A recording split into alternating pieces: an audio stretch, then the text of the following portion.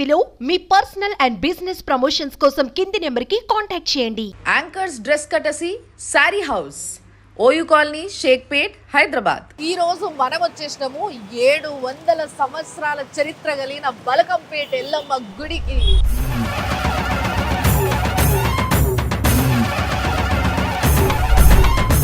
యాటలు పోసేటందుకు యాటలు తెచ్చిర్రు.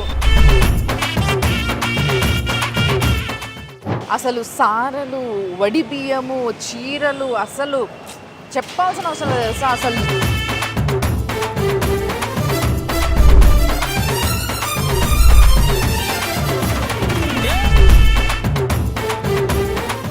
So first ఈడికి వచ్చి బోనాలు ఎత్తుకొని వచ్చిన వాళ్ళైనా సరే ఫస్ట్ ఈడికి వచ్చి వినాయకుడిని మొక్కుకున్న తర్వాత లోపలికి పోతారు. గుడి లోపలికి రాగానే రైట్ సైడ్ ఏంటంటే ఇక్కడ మొత్తం ముడుపులు కడతారు, కొబ్బరికాయలు కొడతారు.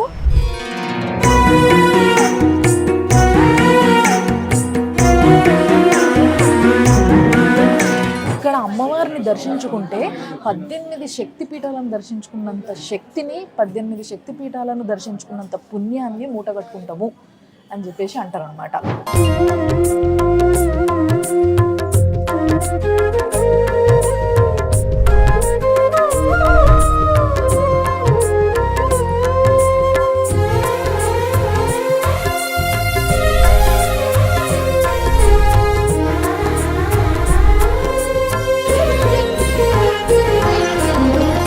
కలియుగమెటులైనా కలియుగమెటులైనా కలదుగాని కరుణ. నమస్తే, వందేళ్ల ఆలయం సనాతన వైభవానికి స్వాగతం. Sponsored by Sharma gold company. ఈ రోజు మనము బోనాల పండుగ సందర్భంగా ఆషాఢ మాసంలో బోనాల పండుగ జరుపుకుంటున్నాం కాబట్టి ఈ రోజు మనం వచ్చేసినాము 700 సంవత్సరాల చరిత్ర కలిగిన బలకంపేట ఎల్లమ్మ గుడికి. మరి బలకంపేట ఎల్లమ్మ గుడి అని అంటే ఎంతమంది మనస్ఫూర్తిగా నమ్ముతారో ఆ అమ్మవారిని, ఎంతమంది కోరికలు తీర్చిందో ఆ అమ్మవారు, అది వీడికి వచ్చి దూరంగానే తెలిసిపోతుంది తెలుసా. చూడుండ్రి కావాలంటే గుడి చుట్టూ ఎక్కడెక్కడి నుంచో దూరం నుంచి వచ్చిన వాళ్ళు ఎక్కడ జాగ దొరికితే అక్కడ కొంచెం పరిశుభ్రత వేసేసుకొని కొంచెం అట్లా పవిత్రం చేసుకుని ఆ జాగని అక్కడనే బోనాలు కూడా తయారు చేసిస్తారు. చూడండి అక్కడ ఇప్పుడు గుడి లోపల పోతున్నాము. ఇగో బోనాలు చూసిర్రా, ఎక్కడెక్కడి నుంచో బోనాలు ఎత్తుకొని వచ్చి ఇగో యాటలు పోసేటందుకు యాటలు తెచ్చిర్రు. ఇట్లా మొత్తం కోళ్ళు, యాటలు, బోనాలు, అసలు సారలు, వడి బియ్యము, చీరలు అసలు చెప్పాల్సిన అవసరం లేదు తెలుసా. అసలు లెక్క పత్రం లేకుండా ఎంతో మంది జనాలు, దాదాపుగా ఈ ఆషాఢ మాసంలోనే ఒక 5 లక్షలకు పైగా జనాభా వస్తారంట. సో ఇప్పుడు మనం లోపల పోయి మొక్కుందాం. ఇక్కడ చూసి కదా శాఖ పెడతారు అన్నట్టు. ఇట్లా అంటే మామూలుగా అమ్మవారికి శాఖ పెట్టడం అనేది తెలంగాణలో పద్ధతి. కొంతమంది కళ్ళు శాఖ పెడతారు, కొంతమందికి ఎవరికైతే కళ్ళు శాఖ పెట్టేటోళ్ళు కాదో వాళ్ళు ఏం చేస్తారంటే కొంచెం నీళ్ళల్లో జరంతా పెరిగేసుకొని సలవ అన్నట్టు ఆ శాఖ పెడతారనమాట. యాపాకేసుకొచ్చి ఏ గుడికైనా ముందుగా పోగానే మనం చేసేది ఏంది, వినాయకుడిని దర్శించుకోవడం. సో ఇట్లా ఎంటర్ కాగానే లెఫ్ట్ సైడ్లో ఫస్ట్ ఈడ వినాయకుడు ఉంటాడు. ఆ వినాయకుడిని మొక్కుకొని మనం లోపల పోదాం.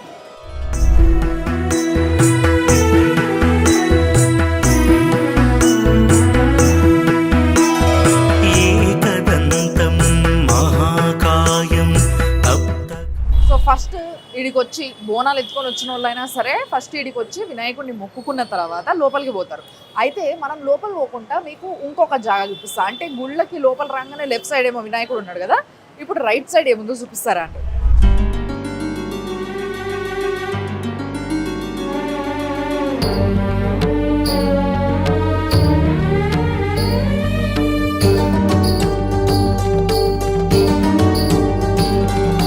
శాంకరీ భవాని మహిషాసురమర్దని కింకరార్తి ప్రశమని గిరిజా కపర్దిని.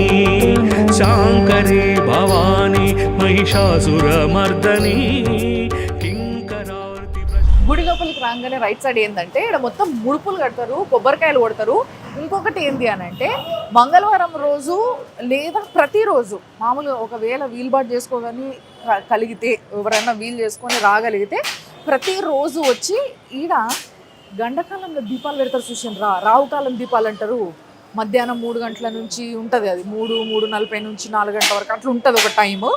ఆ టైంలో రావుకాలం దీపం పెట్టేటందుకు చాలా మంది వస్తారు. మంగళవారం రోజు అయితే ఈడ ఇంత జాగ దొరకదు తెలుసా, అసలు దీపం పెడదామన్నా జాగ దొరకదు. అప్పుడు నిమ్మకాయ దీపాలు తీసుకొచ్చి కొంతమంది 5 పెట్టిపోతారు, కొంతమంది 9 పెట్టిపోతారు, కొంతమంది 21 పెడతారు, అట్లా ఇష్టం వచ్చినట్టు కొంతమంది 51 పెడతారు. అట్లా ఒక్కొక్క వారం వచ్చి అమ్మవారికి కోరికలు కోరుకొని ప్రతి వారము ఈడ రావుకాల దీపం పెట్టి పోతుంటారు అనమాట. ఇక చూసారు కదా, ఇట్లా చాలా మంది ముడుపులు కడుతూ ఉంటారు వాళ్ళ కోరికను కోరుకొని. ఈ పలానా కోరిక ఆ పలానా కోరిక అని లేకుండా మొక్కిందల్లా తీర్చగలిగే శక్తి ఉన్న అమ్మవారే ఈ రేణుక ఎల్లమ్మ తల్లి. సో ఇక్కడ కూడా అమ్మవారి ఫోటో అవన్నీ పెట్టుంటారు. సో అక్కడనే కొబ్బరికాయలు కూడా కొడుతుంటారు.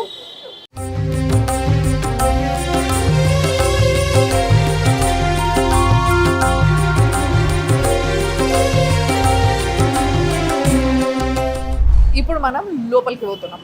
లోపలికి పోవాలంటే మళ్ళీ ఇడికి వెళ్ళి లోపల పోవాలి. ఇంకోటి ఏంటంటే బలకంపేట ఎల్లమ్మ అంటే బాయిలో వెలిసిన అమ్మ కదా, మనందరికీ తెలుసు బాయిలో వెలిసింది అమ్మవారు అని. అందుకోసమే గ్రౌండ్ లెవెల్ కన్నా కూడా 10 అడుగులు కిందికి ఉంటుంది అనమాట అమ్మవారు. ఇప్పుడు ఆమె దగ్గరికే మనం పోతున్నాం.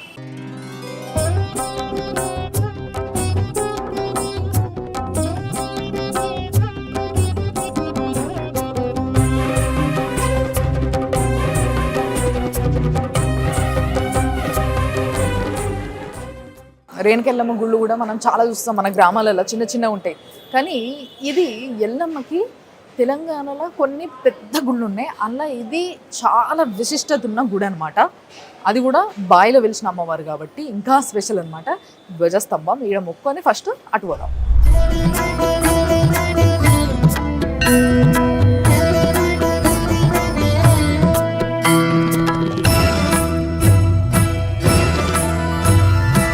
ఇక చాలామంది ఏం చేస్తారంటే మీదికి వెళ్ళి లైన్ కడతారు. ఈ మీది నుంచి మామూలుగా ఏ గుడికి పోయినా కానీ ఇట్లా ఒక 4 మెట్లు ఎక్కి దర్శనం చేసుకోనికి ఇట్లా గర్భగుడికి స్ట్రైట్కి పోతాం. కానీ ఇక్కడ అందరూ లైన్ ఫామ్ చేసి కిందికి పోతారు అన్నట్టు. 10 అడుగులు కింద ఉంటుంది కాబట్టి అమ్మవారు. అయితే ఇది ఇంకో గుడి, ఈ గుడిలో ఉన్న ఇంకో స్పెషాలిటీ ఏంది అని అంటే అమ్మవారి పైన ఇక్కడ అయ్యవారు ఉంటాడు అన్నట్టు. అంతే కదా, మరి ఆమె ఏడు ఉంటే వాళ్ళ ఆయన ఆడు ఉండాలి కదా, అందుకోసం అన్నట్టు చూపిస్తారంట. ఇగో ఇప్పుడు కింద అమ్మవారు ఉంది కదా, కరెక్ట్ అమ్మవారి మీద పైన ఇక్కడ లింగం ఉంటుంది అన్నమాట. సో యాక్చువల్గా పైన శివుడు అన్నట్టు, ఎందుకంటే మీరు చూసారు కదా అక్కడ ఇది ఉంటుంది త్రిశూలం. ఎక్కడైనా రేణుకమ్మ గుళ్ళల్లో, చిన్న చిన్న గుళ్ళల్లో కూడా అయ్యవారిని త్రిశూల రూపంలో ప్రతిష్ఠిస్తారు. అంటే జమదగ్ని ఆ శివుడి రూపం అని పురాణాలు చెప్తున్నాయి. కాబట్టి జమదగ్ని ఆమె భర్త కాబట్టి ఆయనని ఇట్లా త్రిశూల రూపంలో పెడతారు అన్నమాట.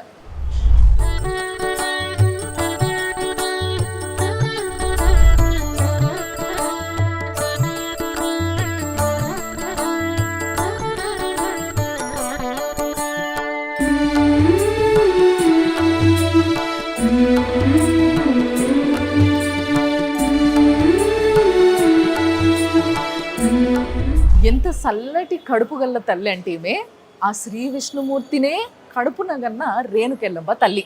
అవును, పరశురాముడిని అంటది కదా, మరి పరశురాముడు ఎవరు? ఆ శ్రీ విష్ణుమూర్తి. ఆయన చిరంజీవి కాబట్టి చిరకాలం ఈ భూమి పైన ఏదో ఒక రూపంలో, సూక్ష్మ రూపంలో కావచ్చు, ఏదో ఒక రూపంలో ఇంకెక్కడైనా హిమాలయాలలో కావచ్చు, ఎక్కడైనా కూడా ఆయన ఉన్నాడు అని చెప్పి నమ్ముతాడు. ఎప్పుడైతే అవసరమో, కలియుగంలో మళ్ళీ ఎప్పుడైతే అవసరమో అప్పుడు కలికి భగవాన్ యొక్క అవతారం ఎత్తి మనందరి మధ్యలోకి వచ్చి ధర్మాన్ని స్థాపిస్తాడు ఆయన్నే. ఆ విష్ణుమూర్తిని కన్న తల్లి ఆమె కాబట్టి ఆమె కడుపెంత చల్లది, ఆమె ఎంత చల్లది. అసలు ఆమెకి మొక్కుతే తీరందంటే ఏమన్నా ఉంటుందా? ఇక చెప్పుండ్రు.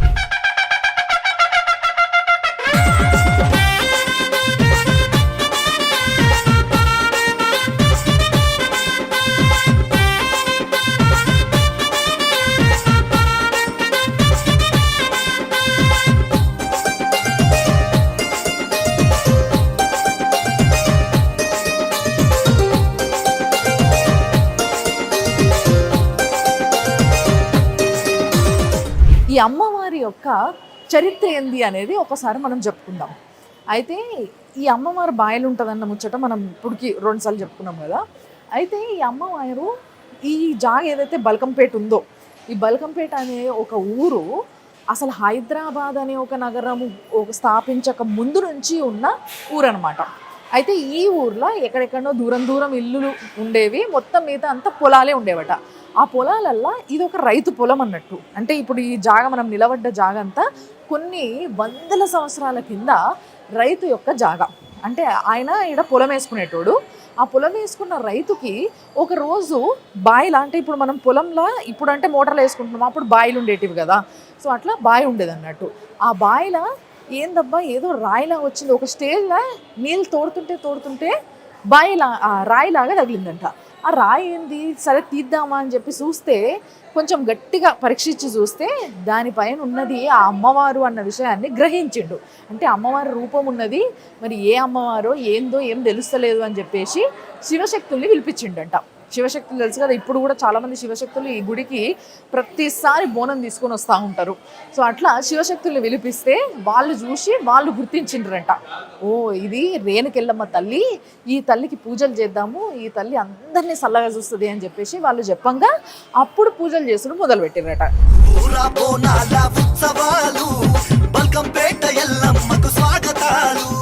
కరుణించి కాపాడు వందనాలు, విజయాన్ని చేకూర్చే విజయోత్సవాలు, బోనాల ఉత్సవాలు, బల్కంపేట ఎల్లమ్మకు స్వాగతాలు, కరుణించి కాపాడు వందనాలు, విజయాన్ని చేకూర్చే విజయోత్సవాలు. నన్ను తెచ్చి నిండు పసుపును రాసి, చుట్టూ బొట్లను పెట్టి నైవేద్యము చేసి, గండ జ్యోతిని చేసి, కోడి పుంజును కోసి, కళ్ళు సాగను పోసి, నీకు బోనెమ తల్లి. ఇక బాయి కొనాకి ఫెన్సింగ్ లా ఉంటది కదా, దాని బయట నిలబడి ఇంతకు ముందు పూజలు చేసేటోళ్ళట. కానీ దాని తర్వాత మెల్లమెల్లగా ఒక చిన్న గుడి కట్టిర్రట. ఆ చిన్న గుడి కాస్త ఇప్పుడు పెద్ద గుడి అయిపోయింది, చాలా పెద్ద గుడి అయిపోయింది. ఎంత పెద్ద గుడి అని అంటే ఈరోజు అసలు ప్రపంచంలోనే ఏషియాలో ది రిచెస్ట్ పర్సన్ అయిన అంబానీ ఫ్యామిలీ నుంచి నీతా అంబానీ కూడా ఇడికి వచ్చి దర్శనం చేసుకుంటుంది అన్నట్టు. ప్రతి సంవత్సరం ఆషాఢ మాసం కానీ ఏదో ఒక మాసంలో ప్రతి సంవత్సరం కంపల్సరీ ఆమె కూడా వచ్చి ఇక్కడ దర్శనం చేసుకుంటుంది.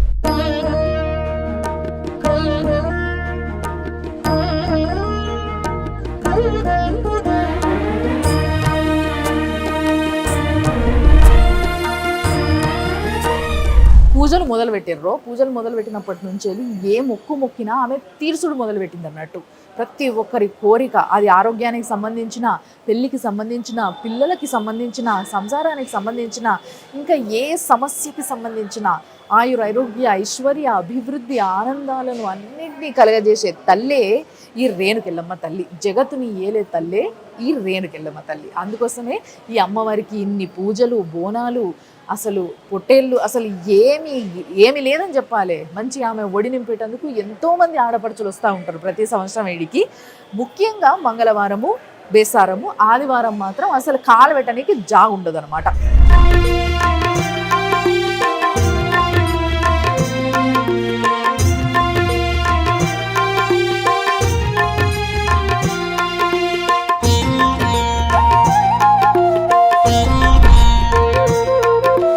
మహాలక్ష్మీ నారాయణి కటాక్షించి బ్రూవవే, నీ కరుణా తరంగాలు సారించని. అమ్మవారి గర్భగుడి చుట్టూ అంటే అమ్మవారి యొక్క అవతారాలు ఉంటాయి కదా, కాళికామాత కానీ, రాజరాజేశ్వరి కానీ, రేణుకెళ్ళమ్మ కానీ, లేకపోతే బాలత్రిపుర సుందరి కానీ, కౌమారి కానీ, అసలు ఎన్ని అమ్మవారి రూపాలు ఉన్నాయో అవన్నిటినీ కూడా గుళ్ళ మొత్తం అమ్మవారి రూపాలు తెలుసా. అసలు ఎట్టు చూసినా అమ్మవారే కనబడుతుంది. చూసిర్రా, ఆ అమ్మవారికి గాజుల మాలేసిండ్రు, కూరగాయల మాలేసిర్రు. శాకాంబరి అని చెప్పి అమ్మవారిని కూరగాయలతో అలంకరిస్తారు తెలుసు కదా. సో అట్లా మొత్తం అమ్మవార్లందరికీ కూడా బెండకాయలు, వంకాయలు అవన్నీ మాల తిరిగి గుచ్చి మంచిగా మాలేసిండ్రు. ఇంకొకటి ఏంటంటే ఈ గుళ్ళ ప్రతి శుక్రవారం కూడా అన్నదానం అవుతుందంట. దానికి ప్రతి ఒక్కరూ వచ్చిన వాళ్ళందరూ కూడా ఎంతో అంత అల్లకి తోసినంత అన్నదానానికి డొనేట్ చేసి పోతారనమాట. కానీ ప్రతి శుక్రవారం ఇక్కడికి వచ్చిన ప్రతి ఒక్కరూ, వాళ్ళు హై క్లాసా లో క్లాస్ అనే సంబంధం లేకుండా ప్రతి ఒక్కరికి సమానంగా భోజనం పెడతారంట శుక్రవారం రోజు ఒక్కరోజు. ఇప్పుడు ఆ అమ్మవారిని చూసేటందుకు మనము కిందికి పోతున్నాం అన్నట్టు. చూడండి, ఇప్పుడు గర్భగుడికి పోయేటందుకు ఎన్ని మెట్లు దిగాలో ఇక్కడ అర్థమైపోతుంది. చూసారు కదా, దాదాపు 10 అడుగులు కిందికి పోయి అమ్మవారిని దర్శించుకొని మళ్ళీ బయటకు వస్తారు అందరూ. ఇప్పుడు మనం కూడా మొక్కుందాం.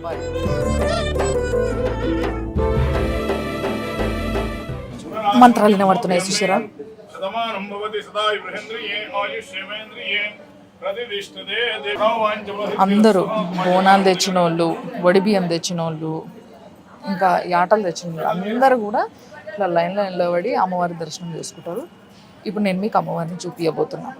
గర్భగుడి చాలా చిన్నగా ఉంది, కానీ గర్భగుడి లోపలంతా కూడా 4 దిక్కుల గోడలు మొత్తం పెద్ద పెద్ద ఫ్రేమ్స్తోని వెనకాల సిల్వర్ పూత ఉండి, అంటే సిల్వర్ రేకులు ఉండి, ఆ సిల్వర్ రేకు మీద బంగారు రేకుతోని అమ్మవార్లు, అంటే ఇక్కడ అమ్మవారిని దర్శించుకుంటే 18 శక్తిపీఠాలను దర్శించుకున్నంత శక్తిని, 18 శక్తిపీఠాలను దర్శించుకున్నంత పుణ్యాన్ని మూటగట్టుకుంటాము అని చెప్పేసి అంటారనమాట.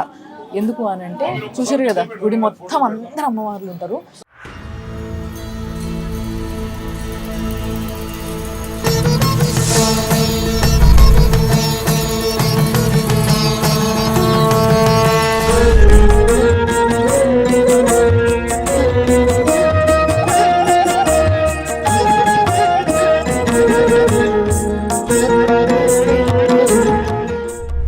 బంగారు తల్లి ఎంత బాగుందో చూడండి.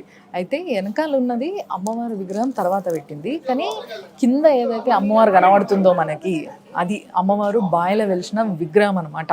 సో ఆ విగ్రహానికి ఇట్లా బంగారు ఏమంటారు కవచం లాంటిది తొడిగిచ్చిర్రు అంతే. సో అమ్మవారు తల దగ్గర నుంచి వెళ్ళి నీళ్ళు వస్తూనే ఉంటాయంట ఎప్పుడు. అయితే గతంలో అట్లా నీళ్ళు ఎక్కువ వచ్చేసరికి గుడి కట్టడం కష్టమవుతుంది కదా, అప్పుడు పెద్ద పెద్ద గనైటరాలు తీసుకొచ్చి నీళ్లను మోటార్లతోని బయటికి తీసుకుంటా మెల్లమెల్లగా ఇంత పెద్ద గుడిని కట్టారు. బట్ ఇప్పటికీ కూడా అక్కడి నుంచి వెళ్ళి నీళ్ళు వస్తూనే ఉంటాయంట అమ్మవారి తల దగ్గర నుంచి వెళ్ళి. ఆ నీళ్లను తీసుకుపోయి ఆరోగ్యం బాగాలేని వాళ్ళు కొంచెం తాగినా జల్లుకున్నా లేకపోతే ఇంట్లో జల్లుకున్నా కూడా అంత మంచి జరుగుతుందంట. ఎటువంటి దుష్ట శక్తుల దగ్గరికి మన దగ్గరికి రాకుంటూ ఉంటాయంట, అట్లా నమ్ముతారు అనమాట చాలా మంది. చూడండి అసలు కళ్ళల్లాడిపోతుంది ఆ అలంకరణ చూడండి. మొత్తం అన్నీ కూడా కల్వపూలు తీసుకొచ్చి, అంటే తామరపూలు తీసుకొచ్చి మొత్తం అమ్మవారిని ఎంత మంచిగా అలంకరించిండ్రో. నిత్యం పూజలు జరుగుతూనే ఉంటాయి అన్నమాట. ఈడ చాలా మంది భక్తులు వస్తూనే ఉంటారు. ఈడ పంతులకు కూడా అసలు రెస్టే ఉండదు అన్నమాట.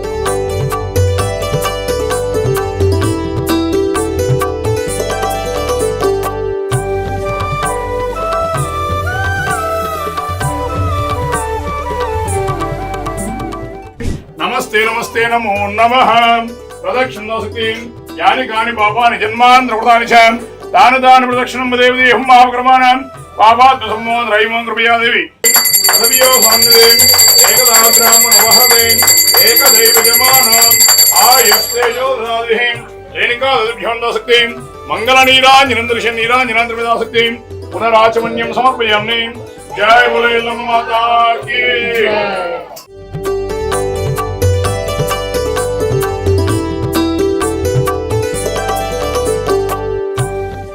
ఏకదా బ్రాహ్మణ మహతే విజమానం ఆయుస్తేజో దృష్టం సమాహ్యం తత్తాం మరణస్మన్యః భయందనాన హృదయసం యస్రవరాజి దాసో ప్రయంతాం.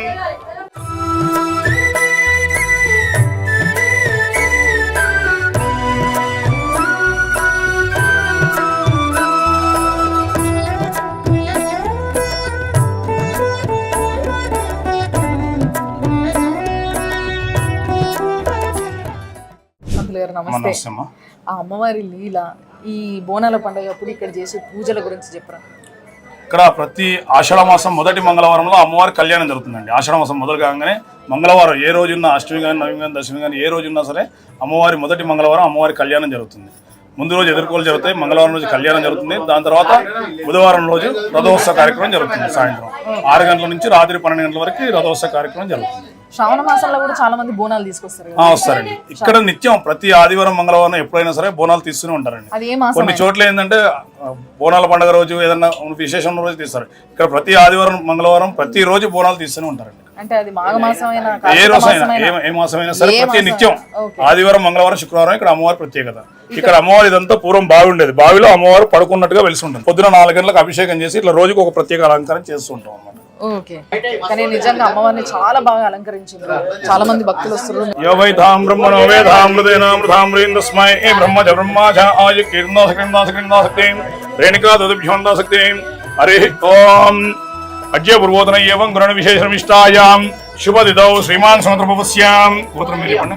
మూలకుల గోత్రం, మూలకులగోత్రపోస్యాం శ్రవణ్ రమ్య, శ్రవణ్ రమ్యానం దిశ్యాం చండీశ్వర గోత్రం, చండీశ్వరగోత్రపోస్యాం మధుసూదన్ ప్రతిభ. మధుసూదన ప్రతిభానం దిశ్యాం అంతే. ఓం బ్రహ్మాత్మికే నమః ఓం వాచవ్యే నమః ఓం పద్మలయాయ నమః ఓం శుచే నమః ఓం స్వాహాయ నమః ఓం సుధాయ నమః ఓం కృపయాదేవి శరణాగత వస్త్రంగిదా శరణాస్తే త్వమేవ శరణస్మాదికారణ్యేన రక్ష రక్షో జనార్దన శ్రీ మహాకాళి మహాలక్ష్మి జై బోలో ఎల్లమ్మ మాతా కీ జై.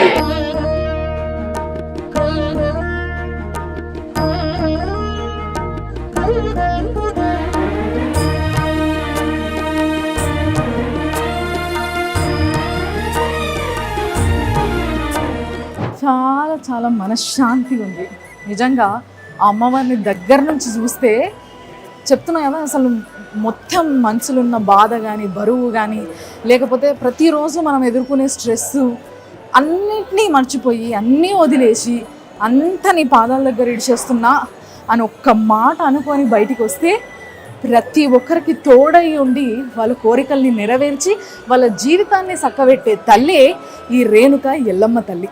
గుళ్ళ మొత్తం ఇట్లా అమ్మవార్లు ఉన్నారు చూసారు కదా. ఇప్పుడు మీరు ప్రతి అమ్మవారికి కూడా మంచిగా నిండుగా ముక్కు పుల్లలు పెట్టారు చూసారా.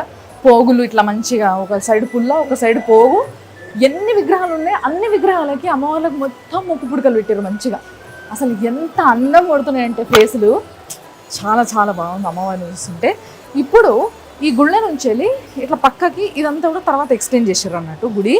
సో ఇప్పుడు మరి భర్త అంటే జమదగ్ని స్వామిని పైన పెట్టిండ్రు. లోపల కూడా మీరు గమనించరో లేదో ఆ అమ్మవారి పక్కన త్రిశూలం ఒకటి పెట్టి ఉంది. అంటే అక్కడ ప్రతిష్ఠించారు. అంటే ఆయన ఉండాలి కదా పక్కన, ఆయనను ప్రతిష్ఠించారు. తర్వాత ఇప్పుడు ఈ పక్కన ఉన్న గుడి దగ్గరకు వచ్చినాం అనమాట. ఆడ దర్శనం కాగానే అందరూ ఇక్కడికి వస్తారు. ఇక్కడ పోచమ్మ తల్లిని దర్శనం చేసుకుంటారు. సో పోచమ్మ తల్లి అంటే కూడా మీకు తెలుసు కదా, గ్రామ దేవతలు చాలా పవర్ఫుల్ అంటారు. సో ఎల్లమ్మ తల్లి, పోచమ్మ తల్లి ఇట్లా చాలామంది అమ్మవార్లు వీళ్ళంతా 7 అక్కచెల్లెళ్ళు అని చెప్పేసి అనుకుంటా ఉంటారు అన్నమాట. సో ఈడ కూడా అమ్మవారిని మొక్కొని అటుపోదాం.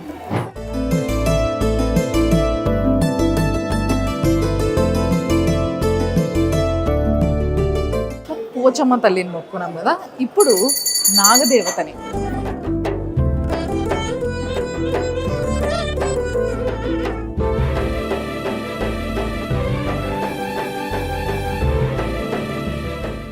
ఇప్పుడు ఫస్ట్ ఇది ఏం చేస్తారంటే అందరూ బోనాలు ఎక్కిస్తారు కదా అమ్మవారికి. ఆ బోనం కోసం అంటే ఆ బోనంలో అమ్మవారికి తెచ్చిన నైవేద్యాన్ని ఈడ కొంచెం పెట్టిపోతారు అన్నమాట. సో దట్ అందరూ వచ్చిన వాళ్ళు భక్తులు అందరూ కూడా జరంతా అమ్మవారికి పెట్టిన ఆ బోనం నైవేద్యాన్ని ప్రసాదం కింద తీసుకుంటారు.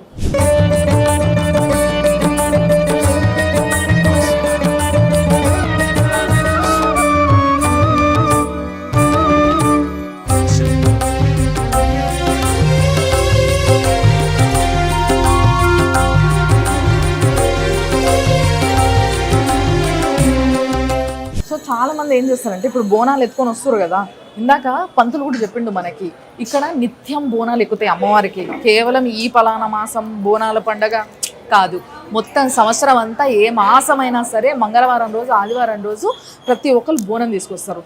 కాబట్టి ఆ బోనం తీసుకొచ్చిన వాళ్ళు ఇటు అంటే మీకు చూపిస్తా బోనం అన్నం ఎట్టుంటుందో. ఇగో పరమాన్నం, ఇది కలగూర అంటారు కదా, కొన్ని ఆకుకూరలు కలిపి ఇట్లా చేస్తారనమాట.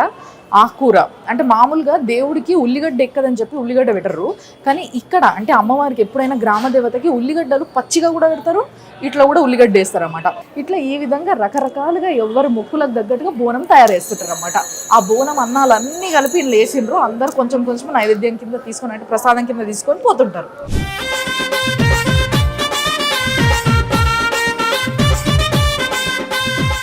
అయితే ఇక్కడ మండపం అయితే చూసారు కదా, మొత్తం అంతా కూడా గోల్డ్ ఫినిషింగ్తోని చుట్టూ అద్దాలే, మొత్తం కింద మీద అంతా కూడా అద్దాలే. మంచి లైటింగ్ కూడా పెట్టిర్రు, ఫుల్ లైటింగ్తోని అమ్మవారిని ఉయ్యాలల్లో పెట్టిర్రు అనమాట. ఎప్పుడైతే ఆమెకి పవలింపు సేన అని చెప్పేసి ఇట్లా పవలింపు సేవ చేస్తారు కదా, అప్పుడు ఈ ఉయ్యాల ఊపుకుంటా అమ్మవారికి మంచి భజనలు చేసుకుంటా పాటలు పాడుకుంటా ఆమెని నిద్ర పురుస్తారు అన్నట్టు. ఇది రేణుకెళ్ళమ్మ తల్లి పెయింటింగ్ వేసారు, మామూలుగా ఫోటోలు పెట్టేస్తారు కదా, కానీ ఇది మొత్తం ఆయిల్ పెయింటింగ్. చూడడానికి చాలా బాగుంది. చూడండి ఒకసారి.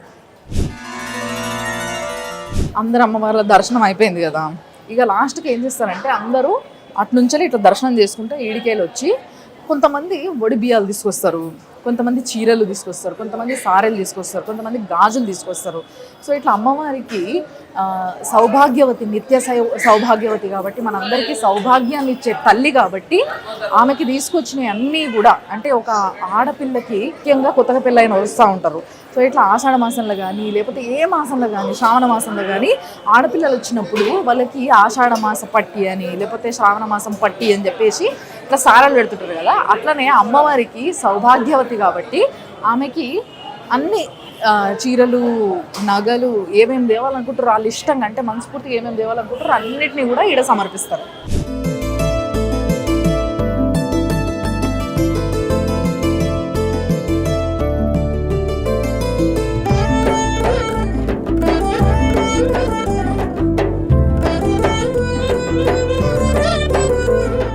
చూశాను కదా ఆ బల్కంపేట ఎల్లమ్మ తల్లి దర్శనం ఎంత బాగా అయిందో.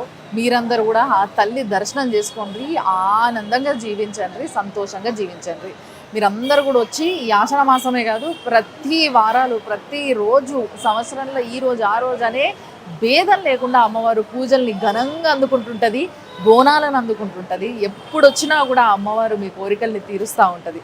కాబట్టి ఈ గుడి విశిష్టతను చూసారు కాబట్టి తెలుసుకున్న వాళ్ళు ఇప్పుడిప్పుడే చూసిన వాళ్ళు మాత్రం హైదరాబాద్కి ఎక్కడి నుంచి అన్న వచ్చేటోళ్ళు అయితే తప్పకుండా దర్శనం చేసుకొని పోండి. సో చాలా సంతోషంగా ఉంటారు. ఇది ఈ వారం 100 ఏళ్ల ఆలయం సనాతన వైభవం sponsored by Sharma gold company. చూస్తూనే ఉంటుంది Suman TV. Anchors dress courtesy sari house, OU colony, Shaikpet, Hyderabad.